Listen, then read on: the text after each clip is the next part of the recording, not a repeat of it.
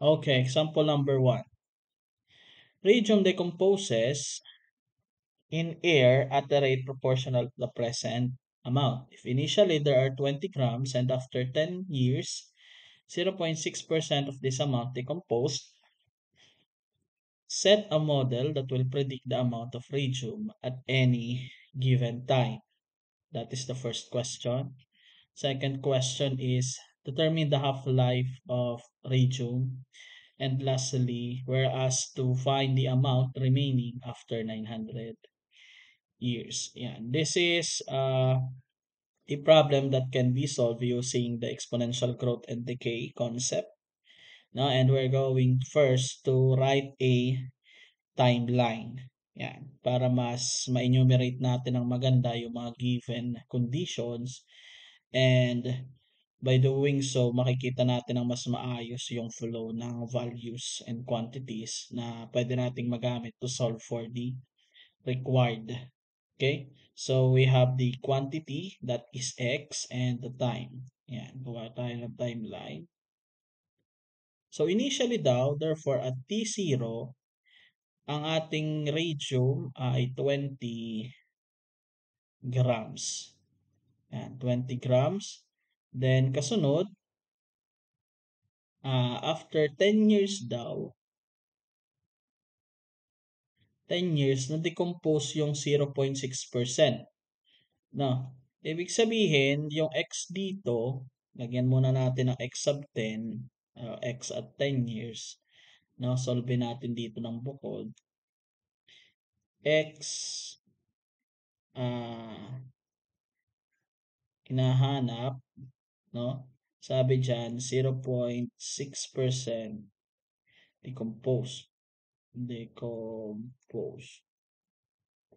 Therefore, nabawasan yung ating value ng 0.6%. So, to get the value of x at 10 years, yan, so x at 10 years, yung originally na 20 grams, nabawasan ng 0.6%. So, naka-percent pa siya, move natin siya ng dalawa, pakaliwa rather, para siyang decimal. So, 0.006 times 20. Yan. Therefore, ang ating x10 is equal to, gamit tayo ng calculator. Yan. So, we have 20 minus 0.006 ng 20. Yan. So, may natirang 19.88 grams. Yan. So, after 10 years, may natirang 19.88 grams. Yan. Ito yung 10 years. Tingnan natin ang grams. Okay? Then, ang hinahanap daw is set a model. Ibig sabihin class, that is the formula. Ano kaya yung formula pwede natin gamitin? And the half-life. So, ibig sabihin ng half-life class, kalahati na nung original amount ang nag-decompose. Kaya nga half-life, ano. Yan. So, from 20, ilan daw yung time kapag ka 10 na lang yung natira. 10 na lang yung natira kasi nag-decompose na yung kalahati. That is half-life. And then, we have find the amount daw. Ano naman daw yung amount after 900 years.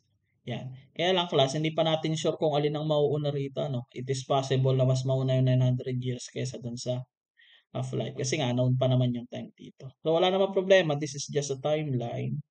This is the two unknowns, yung letter B and C. Okay? Now, let's set a model. So, derive a formula from the given. Yan. Okay? So, yung formula na derive natin kanina, we have x is equal to x sub o e raised to k t. Initial amount natin is 20. So, we have x is equal to 20 e raised to kt. Kaya lang wala pa yung k. Para masabi natin na usable na yung formula, dapat wala yung mga arbitrary constant. So we need to solve for k first. So we're going to use this value. Yan. Substitute natin dito. So we have 19.88 is equal to 20 e raised to k times time is 10. Therefore, we have, unahin ko na tong 20 e raised to 10k is equal to 19.88. Then divide both sides by 20. Kakancel yung 20 rito. We are left with e raised to 10k is equal sa 19.88 over 20. Then, we need to take the logarithm of this para makancel yung ln at saka yung e is equal sa ln ng 19.88 over 20. Yan. Yan pala natin dito ng a. Ito yung sa a. Now, let's move the 10k there as a multiplier. So, we have 10k ln e is equal to, evaluate na natin to sa calculator. So, we have ln ng 19.88 over 20. 20. So we have, negative 6.018 times 10 raised to negative 3. 0181. Negative 6.0181 times 10 raised to negative 3. Meron pa tayong 10 doon. So we still need to divide both sides by 10. Therefore, we have k. Madadagdagan lang siya ng isa pang exponent ng isang negative dito. Kasi nga magde-divide pa siya ng 10. Magmo-move pa na isang beses yung decimal doon. So we have negative 6.0181 times 10 raised to negative 4. We have this one before. Okay, therefore, check nga natin muna. 6 point, divide natin ang 10. Yan. Okay. So, from this equation kanina, palitan lang natin yung k. Therefore, we have x is equal to 20 e raised to negative 6.0181 times 10 raised to negative 4t. This is the model or the formula. This is the answer for A. Yan. Now we have that, we can find B. Ito yung B, nahanap yung time kapag yan yung B. Okay, so using the formula x is equal to 20 e raised to negative 6.0181 times 10 raised to negative 40. Sasubstitute lang natin yung 10 doon. So we have 10 is equal to 20 e raised to negative 6.0181 times 10 raised to negative 40. No? Then, divide natin both sides by 20. Yan, cancel yung 20. Unahin ko na ito sulat to. So, e raised to negative 6.0181 times 10 raised to negative 4 is equal to 10 over 2 is 10 over 20 is just 1 half. Then take the logarithm. May t pa dito. 4. Yan, yung time to yung unknown na t. Pagka-cancel na yung ln, no? We're left with 6.0181 negative pala times 10 raised to negative 4 time is equal sa ln ng 1/2. Therefore, can further simplify, compute 4 times equal to ln ng 1/2 over negative 6.0181 times 10 raised to negative 4. Time natin is, okay, so we have ln ng 1/2 is 0.5 over, yun yung answer kanina, no? Yung naka-answer doon. So we have this 1151.776 years. 1151.776 years. So this is the half-life of radium. And as you can see, baliktad nga yung kanina. Dapat pala dito ito. No? Dapat ay nandun. 10 grams na siya after 1151.776 nga ba years. Yan. So, dapat yung susunod, masosolve natin sa C, yung hinahanap doon after 900 years. Dapat greater than 10 siya. No? Kasi yung half-life niya is 1,151 years. Okay. Let's answer letter C. C. Kaya ang hinahanap naman ay X. Yan. Ano naman si X? So, ang gandahan dito, sasubstitute lang natin siya sa formula. Negative 6.0181 times 10 raised to negative 4. Tapos, i-substitute lang natin yung 900 doon na time.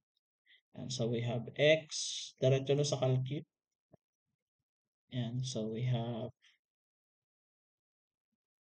dito 20 e raised to, sana yung alpha e, yan, raised to negative 6.0181 times 10 raised to negative 4. Kung gamitin natin negative dito. Then, kailangan pala natin ng parenthesis pa 900. Yan. So, we have that equal, yan. So, we have 11.636 grams pa. So, natira is 11.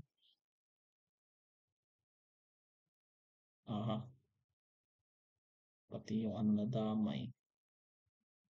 181. So, 11.636 grams. Make sense naman, ano, greater than 10 siya. Okay. So, 11.636. That is example number 1. Next, we have example number 2. Colony of bacteria doubles in size every 20 minutes. Assuming exponential growth, how long will it take for the colony to grow by 15%? How long will it take for the colony to grow to 180%? And determine the size of the colony after 1 day. Yan. Okay, so gawa ulit tayo ng timeline dito. Kaya lang, walang binigay na initial value, ano, yung initial size ng bacteria. And given lang dito is percentage. Okay, but we can still solve this problem. So, lagay natin yung X as the size and then T is the time. Yan. So, at T0 initially, let's say na 100% yung bacteria. 100% or in decimal that is simply equal sa 1. After 20 minutes, nagdoble. So, yung ating 100% naging 200%. Or in decimal, that is simply 2. Yan. Now, ang tinatanong dun sa letter A, how long will it take for the colony to grow by 15%? Take note dun tayo sa by ha, by. Sabihin ng by na dagdagan ng 15%. Yan. So, yung 100%, dadagdagan ng 15%. So, that is 115%, or in decimal, that is just simply 1.15. Hinahanap is time. How long? Okay, and next, how long will it take naman daw to grow to? Yung isa, grow by, ibig sabihin nadagdagan ng 15%. Grow to, ibig sabihin yun na yung size niya. Grow to 180%. Yung pinagkaiba nung grow by and grow to. Yan. So, this is simply 1.8. Hinahanap din yung time. And then, letter C, after 1 day daw. Okay. After 1 day, so that is 24 hours, ano na yung size ng bacteria. Yeah.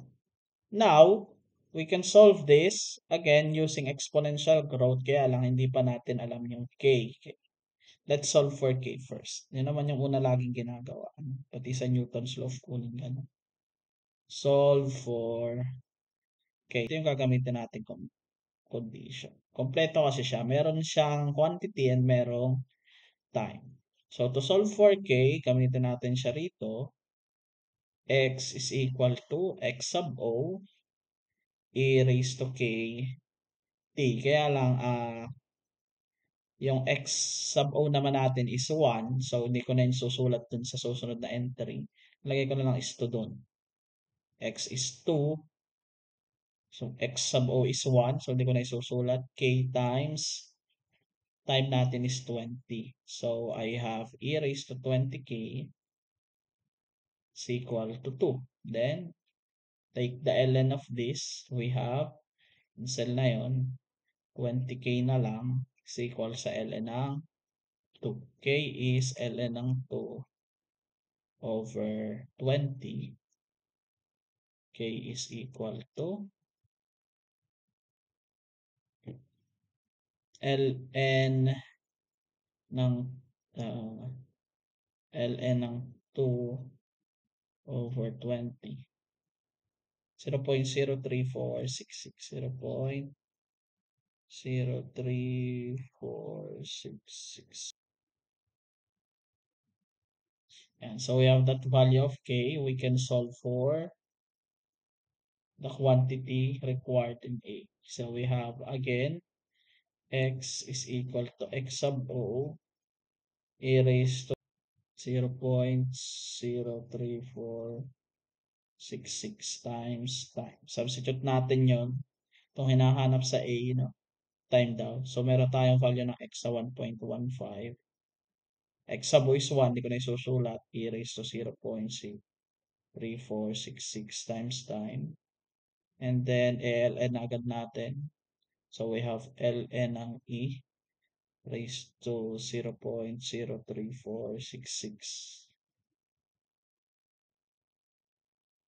times time is equal sa ln ng 1.15. Yan. Then, we can cancel this. May matitira ang 0.03466 times time is equal sa ln ng 1.15.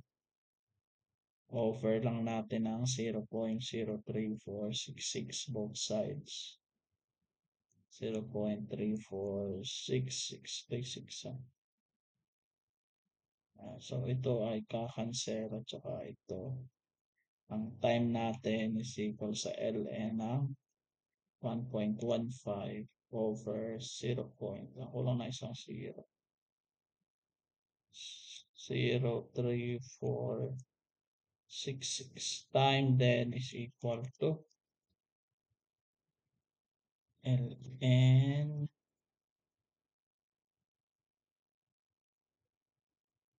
ng 1.15 by 0.03466. So we have 4.03. That is the time, 4.032 minutes. 0.32 minutes.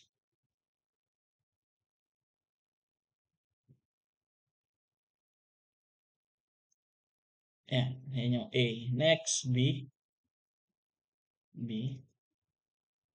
Find naman daw yung time when when x is 1 point. So, katulad kanina, substitute lang natin yung x doon. So, we have 1.8.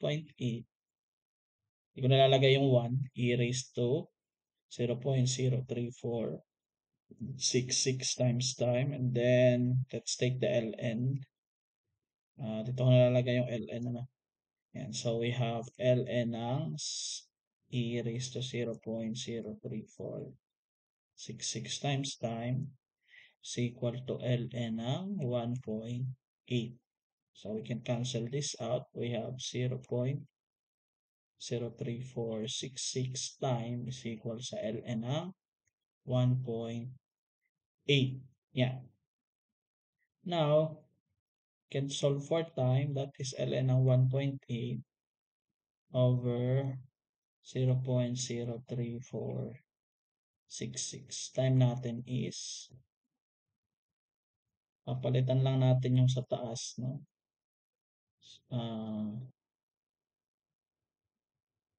Gagawin lang natin 1.8 yun.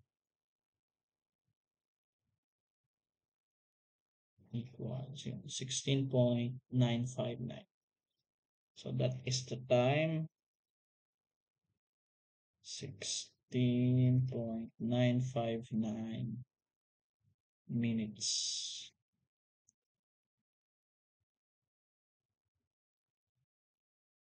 Okay, the last question is yung x after 24 hours. Kaya lang naka-minutes tayo dito. Yung formula natin is 4 minutes. No? Kasi yung ating k dito is nakadepende sa minutes. Therefore, convert muna natin yung 24 hours ng minutes. So, 24 times 60, ilan yan? 24 times 60 and 1 for 40 minutes. So, that is equal to 1 for 40 minutes. Yan. Yung sasubstitute natin dito, x is equal e. Hindi ko nalalagay yung x sub o kasi 1. Negative 0.03466 times 144. Therefore, x natin is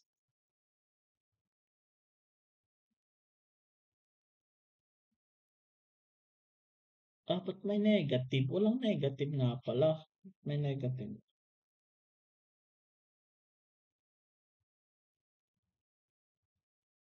Mali.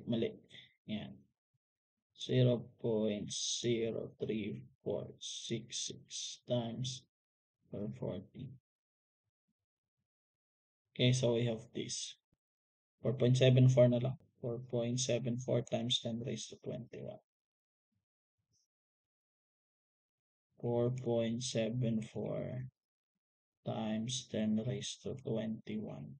Yan. Ito na yung size niya. No?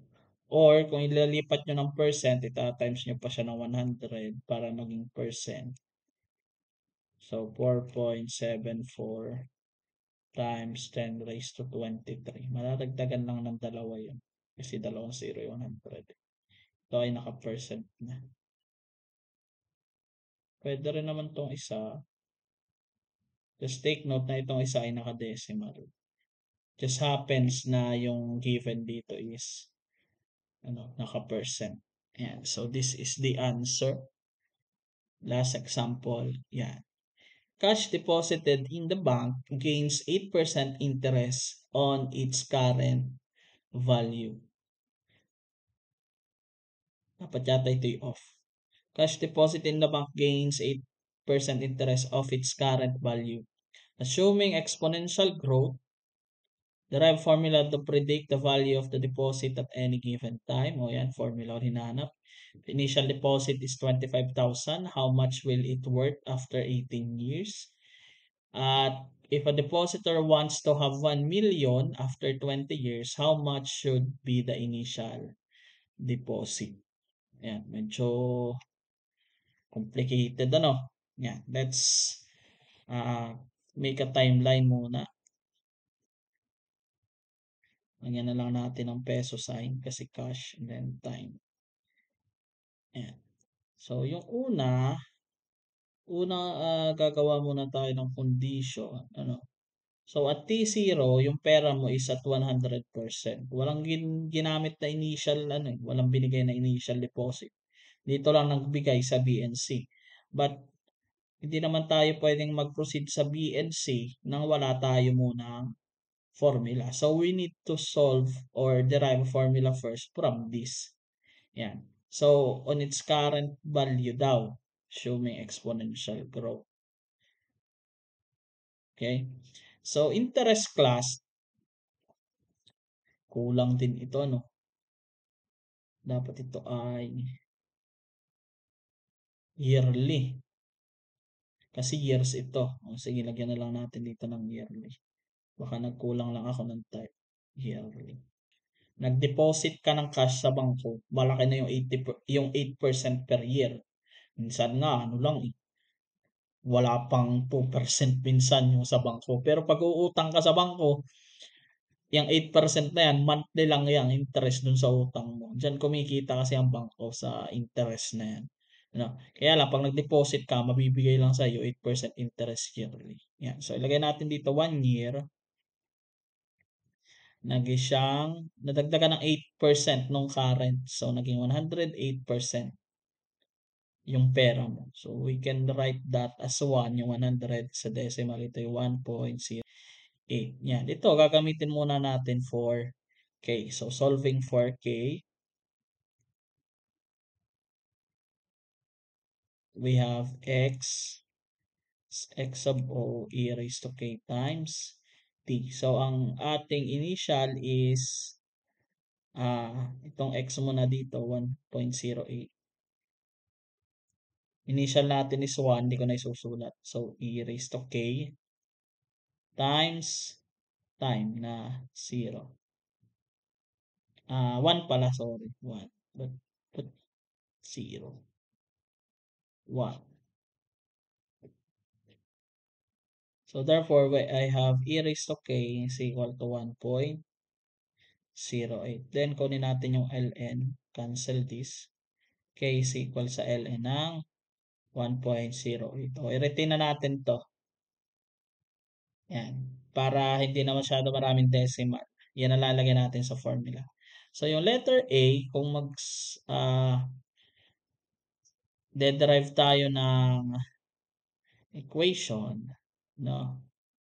Yung x sub o natin, let na lang natin yon as initial deposit. Sabihin natin P or the principal value. Sa pera kasi ang tawag dyan is principal value. Or let's say initial deposit na lang. Yan. And principal or present value yung P. Then yung X is the future value. Yung future value. And so we can derive F is equal to P. E raised to K natin is ln of 1.08 times time. Now, this is the formula that we can use. Now, dun sa letter B, ang tinatanong dun is if initial deposit daw is 25. So, if P is 25,000 pesos, what is find F after 18 years? And actually, this is just a case of direct substitution na lang. No? So, yung F natin is unknown. Principal natin value, present value, initial deposit is 25,000. E raised to ln ng 1.08 times time na, yan yung time, 18 years. Yeah. Okay, so let's solve that. 25,000 times E raised to ln ng 1.08 times 18. And so we have this. We have 99,000. 99,000. 99,949 centavos. And 49 centavos. So this is the future value after 18 years. And C, if a depositor wants 1 million after 20 years, how much should be the initial deposit? Yan. So, madali na ulit to. We have the formula F is equal to PE is to ln ng 1.08 times time. So, future amount na gusto niya is 1 million. Ayan. Hinahanap kung ano daw yung initial deposit niya. Kung dapat magkaroon siya ng 1 million in 20 years. So, therefore, ito, cross multiply lang natin doon. Therefore, ang P natin is 1 million over ln ng 1.08 times may ipa pala yung 20. Yan. So, P natin is equal to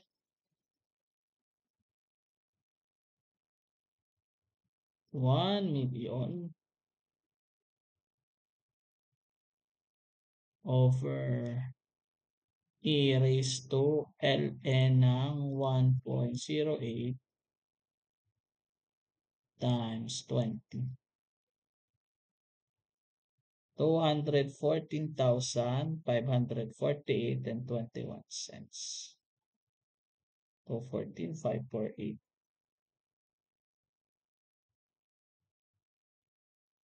Hinggan natin ang peso sign.